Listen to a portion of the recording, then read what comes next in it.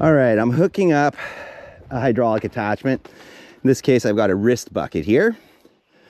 So the first thing you want to do when you hook up any sort of hydraulic attachment is hop into your KX080 and just kind of turn to the on position, but don't fire up the engine. So we'll put our safety down and select our aux, which is the wrist bucket here. And then what you want to do is just kind of drain the hydraulic lines, make sure there's no pressure in them. With that done,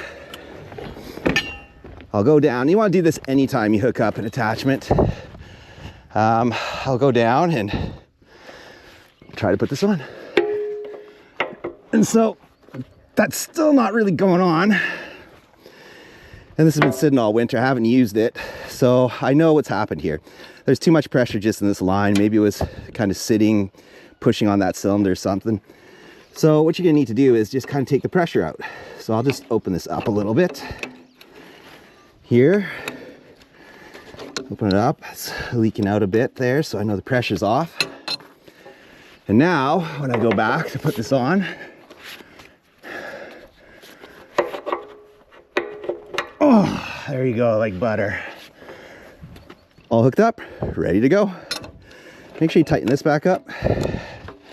Otherwise it'd be spurting hydraulic fluid everywhere. And that's it. If you can't get your attachment on, it means there's too much pressure in the system somewhere. So first thing to do is to drain the system up there.